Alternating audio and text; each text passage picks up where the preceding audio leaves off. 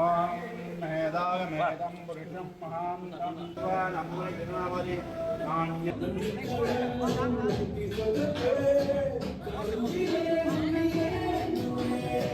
பெண்கள் சமுதாயத்தின் வளர்ச்சிக்காக பாடுபடுபவர், இயற்கை அரண்களை பாதுகாப்பதை ஆரோபிக்கவர், எங்கள் பசுமை தாயகத்தின் தலைவர் முனைவர் திருமதி சௌமியா அன்புமணி அவர்களை வருகை தந்து புத்துணர்ச்சி வைத்தமைக்காக நன்றியை தெரிவித்துக் கொள்கின்றோம். அன்பு சகோதர சகோதரிகளுக்கு என்னுடைய பணிவான வணக்கத்தை தெரிவித்துக் கொள்கின்றேன். மருத்துவர் ஐயாவின் பாதம் தொட்டு வணங்கி இந்த நிகழ்ச்சியை நம்ம இன்னைக்கு நல்லபடியாக ஆரம்பிக்கிறோம். சமூக முன்னேற்ற சங்கம் எஸ்ஐஎஸ் சோஷியல் இம்ப்ரூவ்மெண்ட் சொசைட்டி என்ற ஒரு அருமையான சங்கத்தை நிறுவிய மருத்துவர் ஐயா அதற்கான நிறைய கொள்கைகளை வகுத்து கொடுத்திருக்கிறார். அந்த கொள்கைகளிலிருந்து பின்வாங்காமல் இன்றைக்கு வரைக்கும் சமூக முன்னேற்ற சங்கம் நிறைய நிகழ்ச்சிகளை செய்து கொண்டிருக்கிறது. அதில் ஒன்று இந்த வன்னியர் மணமாலை நிகழ்ச்சி. இதை செங்கை வன்னியர் மணமாலை நிகழ்ச்சி 7 செங்கல்பட்டு சமூக முன்னேற்ற சங்கமாக சார்பாக நடத்தப்படும் இந்த செங்கை வன்னியர் மணமாலை நிகழ்ச்சி, அதுவும் 7வது நிகழ்ச்சி இவ்வளோ வெற்றிகரமாக நடந்து கொண்டிருக்கிறது. அந்த நிகழ்ச்சிக்கு வந்து நம்முடைய சொந்தங்கள் அனைவரையும் பார்ப்பதில் எனக்கு மிகுந்த மகிழ்ச்சி. குடும்ப விழா அப்படின்றதுனால நம்ம அதை பற்றி தான் நம்ம பேச முடியும். இது என்னது, நம்ம எல்லாரும் உங்களெல்லாம் நானும் சகோதர சகோதரியாக தான் நானும் பார்க்குறேன். இது நம்முடைய குடும்ப விழா. எப்படி நம்ம கூட பிறந்தவங்க பேசிப்போமோ அப்படி தான் நம்மளும் இதில் தெளிவாக பேசிட்டு போகிறோம். நம்ம என்ன புதுசாக வெளியிலேருந்து எதுவும் சொல்ல போகிறதில்ல, நம்ம வாழ்க்கையில் என்ன நடந்ததோ அதை பற்றி தான் சொல்ல போகிறோம். இது வன்னியர் மணமாலை நிகழ்ச்சி. வன்னிய குல சத்திரிய சேர்ந்த மணமக்கள் எல்லாம் நல்ல விதமாக அவருடைய வாழ்க்கையை அமைத்து கொடுக்க வேண்டும் என்பதற்காக கூட்டப்பட்ட ஒரு கூட்டம். இதில் நம்ம நிறைய விஷயங்களை பேசணும்னு ஆசைப்படுறேன். இருந்தாலும் என்னுடைய அனுபவங்களை வைத்து தான் எனக்கு சொல்ல முடியும். ஏன்னா நம்மளும் ஒரு குடும்பமாக இருக்கிறோம். நான் திருமணமாகி போகும்போது என்ன நான் பார்த்தனோ, எப்படி திருமணங்கள் நடக்கிறதோ அதை வச்சு தான் நம்மள பேச முடியும். எனக்கு 3 பெண் குழந்தைகள், அதில் 2 பேருக்கு திருமணமாகி விட்டது. அப்போ அதையெல்லாம் ஒரு அனுபவமாக நான் நினச்சி தான் உங்ககிட்ட பேசுகிறேன். நீங்களும் உங்கள் வீட்லேயும் நிறைய திருமணங்களை செய்திருப்பீங்க. உங்கள் உடன் பிறந்தவர்களோட திருமணம் செய்திருப்பீங்க, இல்லைன்னா உங்கள் குழந்தைகளோட திருமணங்களை செய்திருப்பீங்க. என்னுடைய அனுபவங்களை வைத்து தான் நான் கொஞ்சம் சில விஷயங்களை சொல்ல வேண்டும்னு நினைக்கிறேன். இப்போ இதை கடந்த மீட்டிங்கில் கூட இந்த வன்னியர் மணமாலை நிகழ்ச்சியில் அதை தான் நான் சொன்னேன். முதல்ல நம்ம திருமணம் செய்யும்பொழுது என்ன விஷயங்களை பார்ப்போம். முதல்ல ஒரு 4 விஷயம் தான் முக்கியமானது. 4 விஷயம். எந்த முக்கியமான 4 விஷயம்னா, அது நல்ல குடும்பமா அதானே பார்ப்போம். முதல்ல என்ன பார்ப்போம், ஒரு பொண்ணு வேணும் இல்லை ஒரு மாப்பிள்ளை வேணும்னா என்ன பார்ப்போம், ஒரு நல்ல குடும்பம் இருக்குதா அப்படின்னு தான் தேடுவோம். நல்ல குடும்பம். அடுத்தது பையனுக்கோ பொண்ணுக்கோ நல்ல படிப்பு இருக்கிறதா, படிச்சிருக்கிறாங்களா. அடுத்தது பண்பா இருக்கிறாங்களா, அவங்களுடைய குணம் நல்ல குணம் இருக்குதா அப்படின்னு பார்ப்போம். அப்புறமா அவங்க பார்க்கறதுக்கு நல்லா இருக்காங்களா. இது நான் அந்த காலத்துல எப்படின்னா, முன்னாடிலாம் அதை பெருசா கண்டுக்க மாட்டாங்க. நல்ல குடும்பம் இருக்குது, அவங்களுடைய ஜாதகம் ஒத்து போச்சு அப்படின்னா கல்யாணம் பண்ணிடுவாங்க. அழகு அதை பற்றிலாம் பெருசாக யாரும் கண்டுக்கினதில்லை. ஆனால் இப்போ அப்படி கிடையாது. ஃபோட்டோ பார்த்துட்டு தான் ரிஜெக்ட் பண்ணுறாங்க, அக்செப்ட் பண்ணுறாங்களா இல்லையா. பையன் என்ன சொல்கிறான், எனக்கு சமந்தா மாதிரி தான் வேணுன்றான். பொண்ணு என்ன சொல்லுது, கொரியன் சீரியல் ஹீரோ தான் வேணும்னு, இப்படி தான் வேணுன்றாங்க. இப்படி தான் எங்களுக்கு பொண்ணு வேணும் மாப்பிள்ளை வேணும்னு எதிர்பார்க்குறாங்க. அது தப்பு கிடையாது, அவங்களுடைய ஆசைகளை அவங்க சொல்கிறாங்க. அப்போ நம்ம எப்படி நம்மளுடைய ப்ரெசென்ட் பண்ணுறோன்றது ரொம்ப முக்கியம். இன்றைய காலகட்டத்தில் எப்படி நாம் உடை உடுத்துகிறோம், எப்படி நம்மளை ஒரு இனிமையான முகத்தோட போய் பார்க்குறோன்றது. நம்ம எவ்வளோதான் நல்லா உடை உடுத்தி எல்லா பெரிய பெரிய நகையை போட்டுட்டு சிரிக்கவே இல்லைன்னா அங்கே எடுபடுமா, எடுபடையோ ரொம்ப கோபமாக இருப்பார் போல இருக்கு மாப்பிள்ளை அப்படின்வாங்க. அதுக்கு மேலே ஜாதகத்தில் ஏதாவது சொல்லிட்டாங்கன்னா ஒன்றுமே சொல்ல முடியாது. அந்த மாதிரி விஷயங்கள்லாம் இருக்கு. அதனால எப்பயுமே ஒரு சிரித்த முகத்தோடு இருக்கக்கூடிய, நான் கூட சொல்லுவேன், ஃபோட்டோ எனக்கு வரும் நிறைய. நம்மளுடைய இந்த மணமாலை நிகழ்ச்சிகள்லாம் பண்ணும் பொழுதும் இந்த மாதிரி நம்மளுடைய சமுதாயம் சார்ந்த நிகழ்ச்சிகளில் புகைப்படங்கள் வரும்போது பாவம் ஏதோ ஒரு பாஸ்போர்ட் சைஸ் ஃபோட்டோலாம் கொடுத்துருவாங்க. அந்த ஃபோட்டோலாம் பார்த்தா ஒன்றுமே தெரியாது. அப்போ பார்த்தோன்னே அவங்களுக்கு ஒரு பெரிய அபிப்பிராயம் இருக்காது. அதனால கொடுக்கும் பொழுது ஒரு நல்ல புகைப்படங்களை கொடுங்க, ஒரு சிரித்த முகத்துடன், ஒரு பளிச்சுன்னு இருக்கிற மாதிரி அப்படிலாம் கொடுக்க வேண்டியது கட்டாயமா இருக்குது இன்னைக்கு. ஏன்னா அதை பார்த்துட்டு நல்ல வரன் கூட போயிடும். நல்லா படிச்சிருப்பாங்க, நல்ல வேலையில இருப்பாங்க, நல்ல குடும்பம் இருக்கும். ஆனால் அந்த போட்டோவை பார்த்து கூட நிறைய பேருக்கு பொண்ணுக்கோ பையனுக்கோ பிடிக்காம போயிடும், என்ன இது நல்லாவே இல்லை அப்படின்ற. அதனால அது ரொம்ப ரொம்ப எப்படி நம்மை நாமே ப்ரெசென்ட் பண்றோம், நம்ம எப்படி நம்மளை வெளிப்படுத்திக் கொள்கிறோம் என்பது ரொம்ப முக்கியம். அதை சிரித்த முகத்துடன் ஒரு பளிச்சுன்னு இருந்தாலே போதும். நீங்க உயரமா இருக்கீங்களா, குள்ளமா இருக்கீங்களா, கொஞ்சம் ஒல்லியா இருக்கீங்களா, இல்ல வேற மாதிரி இருக்கீங்களான்றதெல்லாம் கவலையே கிடையாது. நாம எப்படி சிரித்த முகத்துடன் அந்த இடத்துல இருக்கிறோம் அப்படின்றது ரொம்ப முக்கியம். அதனால அதை நாம் பார்த்து கொள்ள வேண்டும். அடுத்தது குடும்பம்ன்றது நம்ம எல்லாரும் பார்ப்போம். எப்படி இருக்கிறாங்க உங்க வீட்டுல, நல்ல மரியாதையா பண்பா பேசுறாங்களா, அப்பா அம்மா எப்படி பேசுறாங்க, இல்ல அவங்க வீட்டுல இருக்க பெரியவர்கள்லாம் எப்படி எல்லாரோடையும் பழகுறாங்க, சமுதாயத்துல நன்மதிப்பை பெற்றிருக்கிறார்களா, அந்த மாதிரி விஷயங்களை பாக்குறோம். படிப்பை பத்தி இன்னைக்கு குறையே சொல்ல முடியாது. சூப்பரா படிக்கிறாங்க நம்ம பசங்க. முன்னாடிலாம் என்ன சொல்லுவாங்க, படிங்க படிங்கன்னுவாங்க. இப்ப அப்படிலாம் இல்ல. பெண்களா இருக்கட்டும் ஆண்களா இருக்கட்டும் எல்லாமே டாப் கிளாஸ். எல்லாமே பிஜி படிக்கிறாங்க, இல்ல ஏதாவது ப்ரொஃபஷனலா இருக்கிறாங்க. அதை பத்திலாம் குறையே கிடையாது. நல்லா படிக்கிறாங்க. பெண் பிள்ளைகள் ஆண் பிள்ளைகளும் நல்லா படிக்கிறாங்க, நல்ல சாதனை புரியுறாங்க, பெரிய பெரிய கம்பெனில வேலை செய்யறாங்க. அப்படியே வேலை செய்யறதுனால அறிவானவர்களாக இருக்கிறார்கள். அந்த விஷயத்துல எந்த குறையும் சொல்ல முடியாது. ஆனா என்னன்னா முன்பெல்லாம் என்ன பண்ணுவாங்க, டாக்டர் படிச்சிருக்கா பொண்ணு, டாக்டர் படிச்சுது, பையனும் டாக்டரா இருந்தா நல்லா இருக்கும்.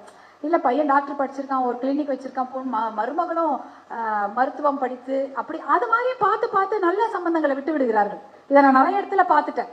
டாக்டர் தான் வேணும் அப்படின்னா சில சமயத்துல அப்ப நல்லா இருக்கிற ஒரு மாப்பிள்ளையோ இல்ல நல்ல ஒரு மருமகளையோ நம்ம ஐயோ டாக்டர் இல்லையே அப்படின்றதுனால நம்ம விட்டுடுற மாதிரி இருக்கும். அப்படிலாம் எந்த ஒரு ஃபிக்ஸட் ஐடியாவோடலாம் இருக்கக்கூடாது என்பது என்னுடைய ஒரு தாழ்மையான வேண்டுகோள். அப்படிலாம் இல்லை. நல்ல குடும்பம், நல்ல மணமகளோ மணமகன் கிடைச்சா நம்ம கண்டிப்பாக இந்த வேலையை பத்திலாம் யோசிக்கவே கூடாது. இன்னைக்கு ஆர்கிடெக்டா இருக்காங்க, டாக்டரை கல்யாணம் பண்ணிக்கிறாங்க, இன்ஜினியரா இருக்கிறாங்க, ஐடிஐ கல்யாணம், ஏதோ ஒண்ணு. அதெல்லாம் இப்படிதான் வேணும் அப்படிதான் வேணும்னதே நம்ம சொல்ல வேண்டாம். நல்ல குணம், நல்ல குடும்பம், இது ரெண்டு தான் முக்கியமானது. இந்த 4 கிரைட்டீரியால 2 கிரைட்டீரியா, அதாவது நான் சொன்ன மாதிரி படிப்பு, அழகு, நல்ல குடும்பம், நல்ல குணமான ஒரு வரன், இதுல 4ல 2 இது முக்கியமான. இது 2 இதுலதான் காம்ப்ரமைஸ் பண்ணக்கூடாது. நல்ல குடும்பமும் நல்ல குணமும். மிச்ச 2த்துல என்ன காம்ப்ரமைஸ் வேணாலும் பண்ணிக்கலாம். அழகா இருக்கட்டும், இல்லைன்னா வேலை படிப்பா இருக்கட்டும், எந்த ஒரு இது இருந்தாலும் அதை நம்ம சரி பரவாயில்ல இதுன்ட்டு அதுல நம்ம விட்டு கொடுத்து போலான்றது என்னுடைய ஒரு விஷயம். இதுல முக்கியமான இப்ப நான் பார்க்கிறது, சமீபத்துல நான் பார்க்கறது என்னன்னா லொகேஷன். முன்னாடிலாம் பிசினஸுக்கு தான் லொகேஷன் பார்ப்பாங்க. ஒரு ரெஸ்டாரண்ட் வைக்கணும்னா அது எங்க வைக்கணும்னு யோசிப்பாங்க. மக்கள் கூடும் இடமா இருக்கணும், சீக்கிரம் வர இடமா இருக்கணும். பிசினஸ்ல எது தெரியுமா முதல் சக்சஸ்? அதோட லொகேஷன் தான். எங்க அது வைக்கிறோமோ அந்த இடம் தான் சக்சஸ். அதனால அதுதான் எந்த இடத்துல அந்த நிறுவனத்தை நாம் நடத்துறோம் என்பது மிக மிக முக்கியமான ஒரு விஷயமா இருக்கும். ஆனா இப்ப என்ன ஆயிடுச்சு, திருமணங்களும் லொகேஷன் பேஸ் பண்ணி தான். இந்த ஊரை விட்டு நான் வெளியே போக மாட்டேன்றாங்க. இந்த சென்னையா இருந்தா நான் சென்னையில தான் பொண்ணு வேணும், சென்னையில தான் மாப்பிள்ளை வேணும். இல்ல வெளியூரா இருந்தா எனக்கு நான் அங்கேருந்து இங்க வர மாட்டேன், இங்கேருந்து அங்க போக மாட்டேன் அப்படின்ற ஒரு கன்ஸ்ட்ரெயின்ட் ஆயிடுது. அப்ப அதுக்குள்ளதான் நம்ம பொண்ணோ மாப்பிள்ளையோ தேடுறதா இருக்கு. இந்த விஷயத்த நீங்க எல்லாம் எதிர்கொள்றீங்களா? லொகேஷன், அதாவது நான் இங்க கல்யாணம் இங்க பிறந்துட்டேன், சேலத்துல போய் கல்யாணம் பண்ணிக்க மாட்டேன், தர்மபுரியில போய் கல்யாணம் பண்ணிக்க மாட்டேன், திருச்சிக்கு போக மாட்டேன் சொல்றாங்களா இல்லையா? சென்னையில தான் இருக்கணும்னு வாங்க. அங்க சேலத்துல இருக்கவங்க எனக்கு சென்னையில எல்லாம் வாங்க, எங்க ஊர்லயே பொண்ணு கொடுக்குறாங்க. அந்த மாதிரி அவங்கவுங்களுக்கு அது ஒரு விஷயமாக போயிடுது. அதனால இதுல யாரையும் நம்மளால மனசை மாத்த முடியல. ஏன்னா ரொம்ப கஷ்டமா இருக்கு. சின்ன பசங்களெல்லாம் இல்ல அது அந்த விஷயத்துல நமக்கு பாதி நல்ல இடம் போயிடுது. இந்த ஐயோ நல்ல மாப்பிள்ளைங்க அங்க கிடைச்சது, ஆனா போக மாட்டாங்க அப்படின்வாங்க. நல்ல பொண்ணு இருக்குது, இவங்க அங்க போய் இருக்க மாட்டாங்க. அந்த மாதிரி நிறைய விஷயங்கள்ல நம்ம அந்த எந்த பகுதியில வாழறாங்களோ அந்த பகுதியிலேயே இருக்கணும்னு எல்லாருமே விருப்பப்படுறாங்க. அதுல என்னைக்கு மாற்றம் வரும்னு தெரியல. அது மாதிரி ஒரு மாற்றம் வந்தா கூட சென்னையில இருக்கிறவங்களை கொண்டு போய் எங்க வேணாலும் கொடுக்கலாம். நானும் திடீர்னு தான் போனேன், நல்லாதான் இருக்கிறேன், என்ன இப்போ ஒண்ணும் கிடையாது. எங்க இருந்தாலும் எங்க நல்லபடியா வாழ்ந்துடலாம், அது ஒன்றும் பிரச்சனை இல்லை. அதே போல அடுத்த விஷயம் பாத்தீங்கன்னா, எல்லாமே செட் ஆச்சுன்னா ஜாதகத்துல மாட்டிக்குதா இல்லையா? எல்லாமே செட் ஆயிடும். பையனை பிடிக்கும், பொண்ணை பிடிக்கும், குடும்பத்தை பிடிக்கும், படிப்பு, இடம் எல்லாம் ஓகே. நீங்க எடுத்துன்னு போய் ஜாதகத்துல காட்டும் பொழுது ஏதாவது ஒரு விஷயம் சொல்லிட்டாங்கன்னா மனசு நெருடிக்கிட்டே இருக்கும். நான் அதை தப்புன்னு சொல்ல மாட்டேன். ஆனா அதே வச்சு நம்ம வாழ்க்கையை ஓட்டிடக்கூடாது இல்லையா? ஒரு ஜாதகத்துல என்ன சொல்லிடுவாங்க, ஐயோ பையன் செம்ம கோவக்காரனா இருப்பான் போல இருக்குது அப்படின்னு சொல்லிட்டாங்கன்னா நமக்கு அது யோசிச்சுன்னு இருக்கும். இந்த மாதிரி விஷயங்கள்லாம் ஜாதகத்துல சில சமயம் சொல்றாங்க, அப்புறம் 10 பொருத்தம்லாம் முன்னாடி சொல்லுவாங்க. இப்பெல்லாம் 10 பொருத்தம்லாம் அமையத்துக்கு வாய்ப்பே இல்லை. 5 பெரிய விஷயம்வாங்க. ரஜி பொருத்தம், வயிறு பொருத்தம் என்னென்னமோலாம் அப்பெல்லாம் சொல்லுவாங்க. இப்பயும் அதை சொல்றாங்க. முன்னாடி வந்து செவ்வாய் தோஷம், அந்த மாதிரி ராகு தோஷம், அந்த மாதிரிலாம் நிறைய விஷயங்களுக்காக நிறைய பெண்களுக்கோ ஆண்களுக்கோ திருமணம் நடக்காமல் இருந்தது. இப்ப சில சமயம் வந்து அதெல்லாம் வயசுக்கு இப்போ இன்னொரு சிலர் என்ன தெரியுமா சொல்றாங்க, கொஞ்சம் வயது கடந்து விட்டால் ஒரு 29, 30 அதெல்லாம் பார்க்காதீங்க, உங்களுக்கு மனசுக்கு பிடிச்சிருக்கா, ஓரளவுக்கு செட் ஆயிடுச்சா கொடுத்துருங்கன்றாங்க. நான் இதே நான் கேள்விப்படுறேன் நிறைய. அவங்க பார்க்கும்போது அவங்க சொல்றாங்க, முதல்ல ரொம்ப சின்ன வயசுல இருக்கும்போது எல்லாம் பாக்குறாங்க, ஒரு 28, 29 ஆயிட்ட அப்புறம் அதெல்லாம் பார்க்காதீங்க, எல்லாம் எதுவும் வேலை செய்யாது, நல்ல குடும்பம் நல்லா இருக்கா, வரன் நல்லா இருக்கா கொடுங்க, பொண்ணு இந்த 2 ஜாதகம், இந்த தனியா இந்த பொண்ணு ஜாதகம் நல்லா இருக்குது, தனியா இந்த பையன் ஜாதகம் நல்லா இருக்கு, நல்ல பசங்களா இருக்காங்க, வாழ்ந்துருவாங்கன்றாங்க.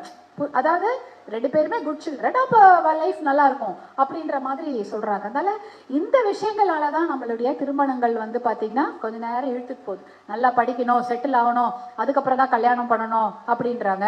நான் செட்டில் ஆயிட்டு தான் பண்ணுவேன்னா 60 வயசுல நீ செட்டில் ஆகும், அப்பயே கல்யாணம் பண்ண முடியும். சகலகலா வல்லவர்களாக தான் நம்முடைய பிள்ளைகள் இருக்கிறார்கள். ஏன்னா நம்ம அப்படி அவங்கள வளர்த்துடுறோம். அதனால பயமே கிடையாது. படிப்பா இருக்கட்டும், வேலையா இருக்கட்டும், குடும்பமா இருக்கட்டும், அவர்கள் சமாளிப்பார்கள். தைரியமா அவங்களுக்கு நம்ம கொஞ்சம் சொல்லணும், அம்மா இது ரொம்ப லேட் ஆயிடும் பண்ணுங்க அப்படின்னு சொல்லி கொஞ்சம் புஷ் பண்ணி அவங்களுக்கு நல்லதை சொல்லி கொடுத்து நம்ம செய்தாலே திருமணங்கள்ல வந்து நல்லாவே செய்யலான்றது என்னுடைய அபிப்பிராயம். அதே போல பெரியவங்களுக்கு, இது பசங்களுக்கு சொல்றது, பெரியவங்களுக்கு இப்ப என்ன எடுத்துக்கிட்டீங்கன்னா, என்னுடைய பெரும் பேராக நான் கருதுவது என்னுடைய பேரன் பேத்திகளை பள்ளிக்கூடத்துல கொண்டு போய் கூட்டின்னு வரதுதான். அதுதான் என்னுடைய பிக்கப் டிராப். என் பேரபேட்டி பண்றது வந்து என்னுடைய வாழ்க்கையின் பிறவி பயனை நான் அடைஞ்ச மாதிரி தான் நினைப்பேன். நான் ரொம்ப டயர்டா ஏதாவது ஒரு நிகழ்ச்சிக்கு போயிட்டு வந்துட்டே இருப்பேன். என் பொண்ணு அங்கேருந்து கூப்பிடும், அம்மா பசங்களை கூட்டின்னு வரத்துக்கு நான் வெளியில போயிட்டேன், என்னால நேரத்துக்கு வர முடியல, நீங்க போய் கூப்பிட்டு வரீங்களான்னு. எப்படா வீட்டுக்கு போகலான்னு கிளம்பி வந்துனே இருப்பேன். அடிச்சு பிடிச்சி வண்டியை வேகமா ஓட்டுங்க, குழந்தைய நிக்க போறாங்கன்னு சொல்லிட்டு போய் கூட்டின்னு வருவேன். ஏன்னா அந்த மாதிரி விஷயங்கள்ல வந்து மகளாக இருக்கட்டும், மகனாக இருக்கட்டும், இல்ல மருமகளாக இருக்கட்டும், யார் சொன்னாலும் சந்தோஷமா நம்மளும் செய்யணும். இந்த பத்திரிகை அடிக்கிறதுல இருந்து கொஞ்சம் விட்டு கொடுத்து போவது என்பது ரொம்ப முக்கியமான விஷயம். யார் பேர் முன்னாடி போறது, என் குழந்தை பேர் போடல, அதெல்லாம் எவ்வளவு பிரச்சனை வரும் தெரியுங்களா? பத்திரிகை அடிக்கிறதுல தான் பாதி பிரச்சனையே வரும். இந்த பேரை போட்டிங்களா, என் பேரை முன்னாடி போட்டிங்களா, தாய் மாமா பேரை முன்னாடி போட்டீங்க, அத்தை பேரை கடைசியா போட்டீங்க, நிறைய ப்ராப்ளம் வரும். அதெல்லாம் எதுவுமே பெருசா கண்டுக்கவே கூடாது. நல்லபடியா, ஆனா எல்லாரும் சந்தோஷமா வந்து கல்யாணத்துல நம்ம பசங்களை ஆசீர்வாதம் பண்ணணும்னு நினைக்கிறோம். அதனால எல்லாரையும் சந்தோஷப்படுத்தணும் வந்து ரொம்ப கஷ்டம். அதையும் மீறி அதையும் நம்ம செய்து கொண்டுதான் இருக்கின்றோம். ரொம்ப பிடிவாதமாக இல்லாமல் ஒரு சில இடத்துல விட்டு கொடுத்து தேதி மாற்றம்னா பண்ணிக்கணும். அவங்க ஒரு தேதி சொல்றாங்க, இந்த தேதியெல்லாம் எங்களுக்கு வச்சாகணும் அப்படின்லாம் இல்லாம தேதி மாற்றங்கள் இருந்தால் அதை ஏதும் செய்து நம்ம நிறைய விஷயங்களை விட்டு கொடுத்து செய்தாலே திருமணங்கள் என்பது ரொம்ப சந்தோஷமான ஒரு விஷயமாக அமையும். குடும்ப வாழ்க்கையும் சந்தோஷமான விஷயமாக அமையும். பேசும் பொழுது நம்ம வந்து எப்பேற்பட்ட ஒரு பாரம்பரியத்திலிருந்து வந்திருக்கோம்னு எல்லாருக்கும் தெரியும். மிகப்பெரிய அரசர்களும் வள்ளல்களும் சுதந்திர போராட்ட தியாகிகளும் நிறைந்த ஒரு சமுதாயம் இது. இந்த சமுதாயத்திலிருந்து வரும்பொழுது இன்றைக்கு நாம் பேசுவது என்பது ரொம்ப பண்பா பேச பழகணும். எப்ப பண்பா பேசுறோமோ அன்னைக்கே பாதி பிரச்சனை தீர்ந்துவிடும். அதுதான் என்னுடைய அதை தான் நான் வாழ்க்கையில பின்பற்றி கொண்டு வருகின்றேன். பண்பா பேசுறது, மரியாதையா பேசுறது, இதுலயே வந்து எல்லா பிரச்சனையும் நாம தீர்த்து விடலாம் என்பது என்னுடைய அனுபவம்.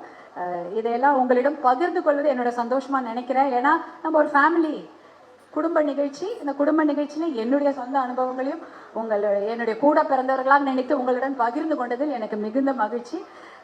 இந்த நிகழ்ச்சியின் மூலம் எல்லா குழந்தைகளுக்கும் நல்ல வாழ்க்கை அமைந்து எல்லாரும் வாழ்வாங்கு வாழ்ந்து பல்லாண்டு 16 பேரும் பெற்று வாழ வேண்டும் என்று மனதார நம் பிள்ளைகளை வாழ்த்தி விடைபெறுகிறேன். நன்றி, வணக்கம்.